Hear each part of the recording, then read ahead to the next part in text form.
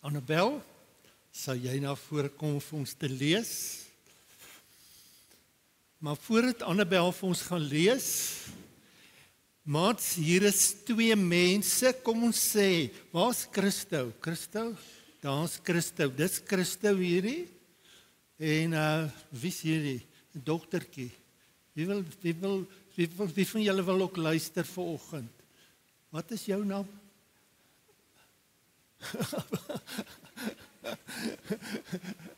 Suzanne, okay, goed. Kyk nou mooi. Annabel gaan vir ons lees en as sy lees, dan word dis net soos water wat in jou gegooi word. Ons gooi heel eerste water in Christo in. En dan gooi ons water in Suzanne in. Goed. Kom ons kyk bietjie hoe hulle gaan luister. Annabel lees gou vir ons.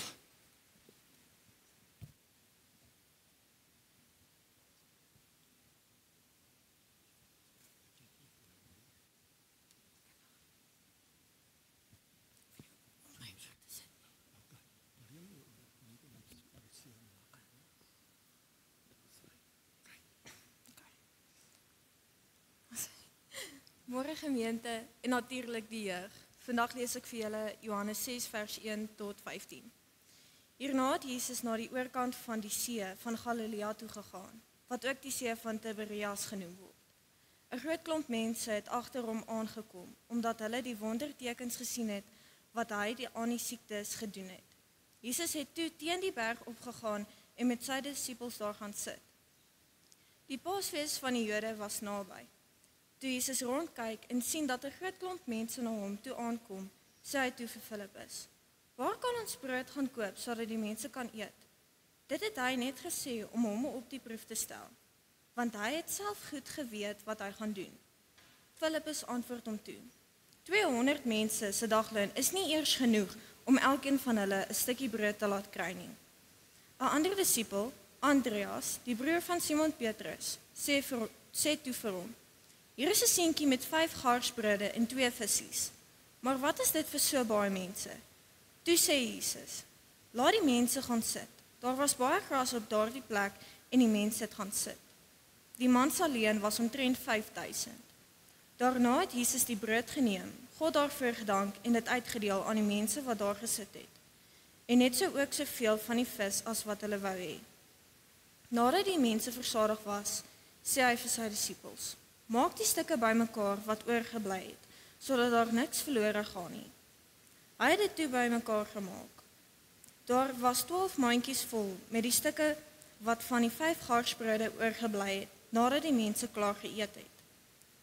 Toe die mense die wondertekens sien wat Jesus gedoen het, het hulle gesê: "Hy is werklik die profeet, die een wie na die wêreld toe moes kom."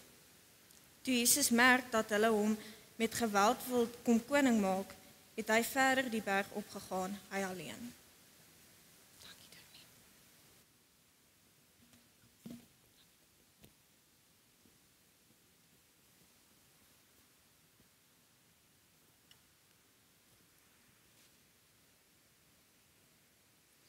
Dankie Annabel. Kom ons kyk bietjie. Christo, kom gou vorentoe. Ons kyk gou of Christo geluister het.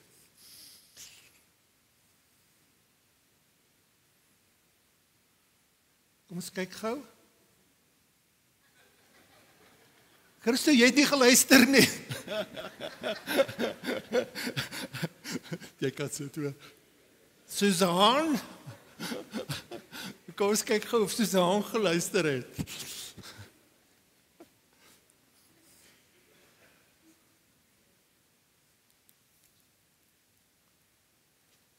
Het sy geluister? Ja, sy het geluister mooi.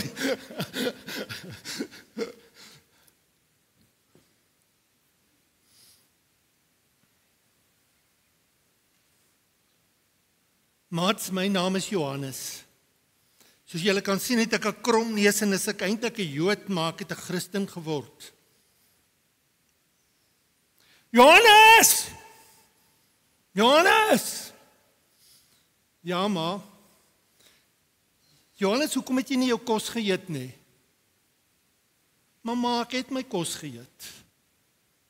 Johannes moenie vir my stories vertel nie. Ek het vir jou 2 broodjies, nee 5, wat? Nee, ek het vir jou 5 broodjies en 2 visse gegee en in jou kosblikkie gesit. En kyk hierso, daar's nog steeds die broodjies en die visse. Hoe het jy nie jou kos geëet nie? Pappa het hard gewerk om die visse te vang en mamma het die broodjies gebak. Hoekom het jy hoekom het jy jou kos geëet nie? Mamma, ek het my kos geëet. Nou hoe werk dit dan? Hier staan nog steeds broodjies en visse in jou kosblikkie. Mamma, ek het iets wonderliks ervaar wat ek vir mamma wil vertel. Johannes, ek hoop nie jy vertel verkeerde dinge nie. Jy mag nie jokkie. Nee, mamma, ek sal nie jokkie.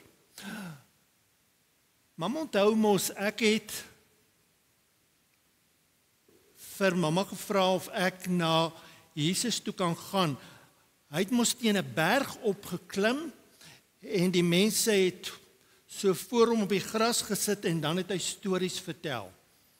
Ja, ek onthou jy het toestemming gevra dat jy gaan luister na Jesus se stories. Hulle noem ons Jesus se stories gelykenisse. Johannes, vertel vir my bietjie een van die stories wat Jesus vertel het. Mamma, Jesus het vertel, daar was lank gelede, was daar 'n seun, eintlik 'n jong man. En hy was eintlik maar bietjie stouterig. Hy het na sy pa toe gegaan en gesê, "Pappa, ek wil my erfporsie hê."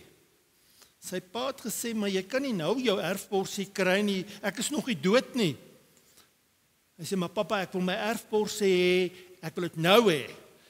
En sy pa het gesê, "Hier is jou erfporsie, hier is al die geld wat jy gaan ontvang as ek eendag dood is." En hierdie jong man het na 'n ver land toe gegaan. En daar het hy al die geld wat sy pa vir hom gegee het, verkwis op verkeerde dinge. Hy het met verkeerde dinge was hy besig, hy het verkeerde maats gehad, en op die ou end het hy niks gehad nie. En toe het hy maar gaan werk by 'n varkboer. Hy het varke opgepas. Hy het gesien hoe die varke pele eet. En hy was honger gewees, hy het gewens hy kan ook van die pele eet. Maar hy kon nie.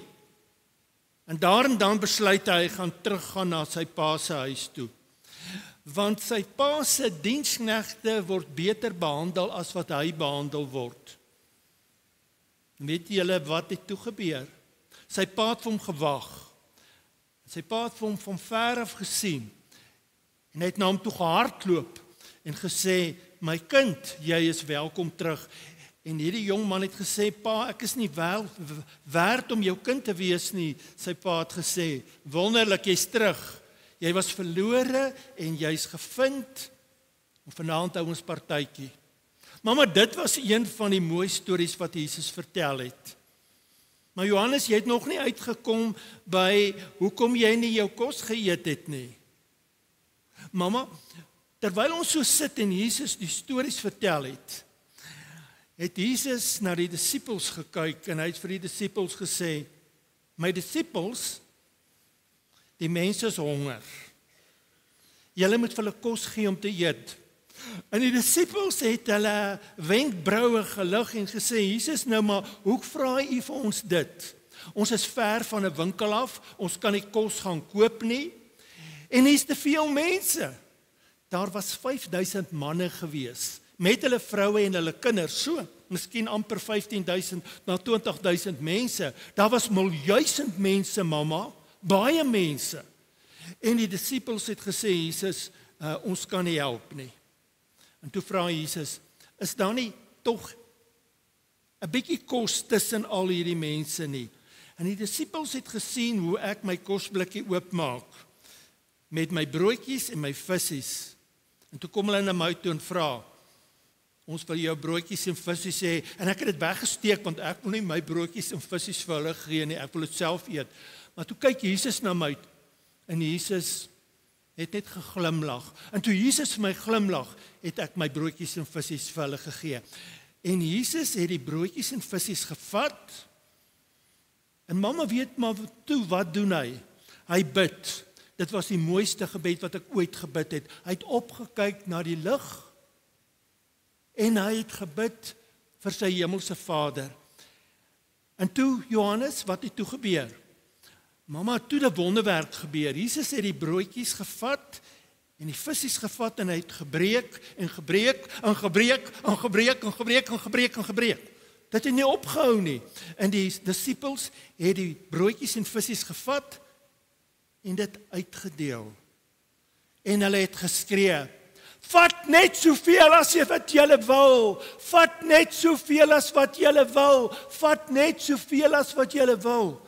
En daar was baie mense, en sover hulle geloop het die stemme van die disippels sagter geword, vat net soveel as wat julle wil, vat net soveel as wat julle wil, vat net soveel as wat julle wil, totdat hulle stemme sag geword het, en 'n mens nie meer hulle stem gehoor nie. So ver was die afstand wat hulle geloop het, om vir die manne en die vroue en die kinders kos te gee. Al die mense het kos gekry, van 5 broodjies en 2 visse. 20,000 mense betrent, van 5 brome en 2 visse. En weet julle maats wat gebeur het? Weet mamma wat toe gebeur het? Die disippels het al die kos wat oorgebly het in mandjies gegooi. Er was 12 mandjies oor. 12 mandjies was oor gewees van 5 brode en 2 visse. Verstaan mamma wat gebeur het? En toe Johannes, wel, Jesus het toe in die skuit geklim en hy het oorgevaar na die dorpie Kapernaum. En toe hy wegvaar, het ek ook huis toe gekom. En toe ek huis toe loop, het ek bietjie gedink oor wat gebeur het. Ek het oor 4 dinge gedink. Die eerste ding waaroor ek gedink het, ek het gedink oor Jesus. Hy is daarom wonderlik. Hy het die mense se honger te raak gesien. En hy was bereid om iets te doen aan hulle nood. Dit is hoe God is. God sien ons nood raak en hy doen iets aan ons nood. Dis die eerste ding wat ek oor gedink het. Die God wat ons aanbid is 'n God wat omgee vir ons. Hy doen iets aan ons nood. Die tweede ding waaroor ek gedink het, die disippels was met hulle hande in die hare gewees. Hulle het nie geweet hoe hulle die probleem gaan oplos nie. Want daar was te veel mense, daar was nie kos nie. En Jesus het die 5 brode en 2 visse gebruik om vir al die mense kos te gee. Jesus het 'n wonderwerk gedoen. En ek het besef dat ons van die Here groot dinge kan verwag. Hy kan dinge doen wat ons nie in staat is om te doen nie. Ek het besef, mamma, dat ons die Here moet vertrou, want hy is in staat om wonderwerke te doen. Ek het oor 'n derde ding gedink. Johannes, wat is die derde ding waaroor jy gedink het? Die derde ding, mamma, is dat ek gedink het dat Jesus baie keer ons swakke pogings kan gebruik om 'n wonderwerk te doen. Hoe bedoel jy, Johannes? Papa het die visse gevang, mamma die broodjies gebak en ek het die broodjies en die visse vir Jesus gegee. En hy het met hierdie baie gedoen. Hy het 'n wonderwerk gedoen. Ek het besef dat ons swakke pogings baie werd is in Jesus se hande. Hy kan wonderwerke doen met die min wat ons vir hom gee. Ja, Johannes, dit is eintlik iets besonders. Maar het jy oor nog iets gedink? Ja, ek het nog oor een ding gedink toe ek huis toe stap. Ek het gewonder, stel Jesus net belang in ons maag Stel hy net belang dat ons genoeg kos kry in ons maag? Ek het nog nie 'n antwoord daarop gekry nie. Maar weet julle wat? Ek het 'n antwoord daarop gekry.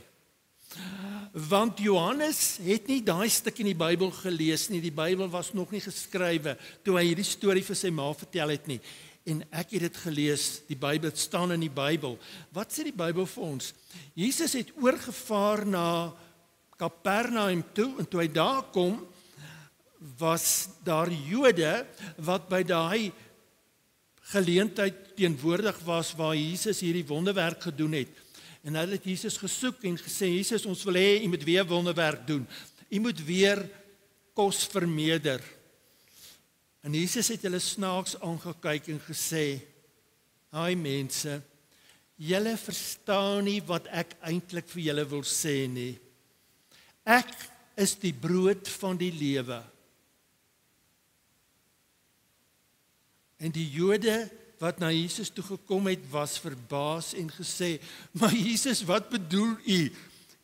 U is die brood van die lewe." Jesus het gesê, "Ek is die brood van die lewe. As julle my eet, sal julle nooit honger word nie. En as julle my bloed drink, sal julle nooit dors word nie." Jesus, wat bedoel jy? En toe het Jesus verduidelik en gesê, "Mense, julle weet mos, as jy honger is, dan eet jy 'n broodjie en dan word jy versadig. Dan kry jy krag en energie om te speel. Ek is die brood van die lewe. As julle my eet, bedoelende as julle in my glo, sal ek vir julle voorsien in julle daaglikse behoeftes, maar ek sal ook vir julle in julle geestelike behoeftes voorsien. Ek sal julle hart en julle siel bly maak." Jesus sê, "Ek is die brood van die lewe. As jy brood eet, dan word jy versadig, maar na 'n tydjie is jy weer honger. Maar as julle my eet, as julle my glo, sal julle nooit honger word nie. Bedoelende, as julle julle harte oopmaak vir my, sal julle rustig word in julle harte. Julle sal nie meer 'n behoefte hê om na ander dinge te soek nie. Ek sal julle stil maak in julle harte en julle siele." Wat sal gebeur as ons lewens oopmaak vir Jesus? Jesus sê, "As julle julle harte oopmaak vir my, sal ek in julle lewens kom bly en julle sal in 'n verhouding met julle hemelse Vader staan. Julle sal naby God voel elke dag. Maar meer is dit, julle lewens sal verander." En daar was 'n klein joetjie wat vir Jesus sê, "Hoe sal ons lewens verander as U in ons lewens kom?" Jesus het gesê, "Is jy nog in die laerskool?" "Ja, oom Jesus, ek is nog in die laerskool." Jesus sê, "As jy jou hart oopmaak vir my, sal jy nie meer jou maat sterg in die skool nie. Jy sal nie meer hulle seermaak nie. Want jou lewe sal verander. Jy sal vir jou pappa en mamma lief wees en jy sal na hulle luister. En as jy in die straat loop en daar's 'n groot mens wat voor jou verbyloop, sal jy hom eers groet. Sal jy sê, "Hallo oom, hallo tannie." As jy jou hart oopmaak vir Jesus, sal jou lewe verander. Is dit wat dit bedoel, oom Jesus? Ja, dis wat dit bedoel. Jou lewe sal verander. En weet julle wat, mense? As jy jou hart en lewe oopmaak vir Jesus, sal jy nooit doodgaan nie. Ja, hier op aarde sal jy begrawe word, maar jy sal altyd lewe by Jesus in die hemel. En die Jode het so na Jesus gekyk en sê, "Jesus, nou, hoe kan ons U eet? Hoe kan ons in U glo? Wat moet ons doen?" Jesus het gesê, "Ek wil vir julle 'n geskenk gee, die geskenk van die ewige lewe." En wat doen 'n mens as iemand vir jou geskenk gee? Mens sê, jy steek jou hande uit en sê, "Dankie, dankie vir die geskenk wat jy vir my gee."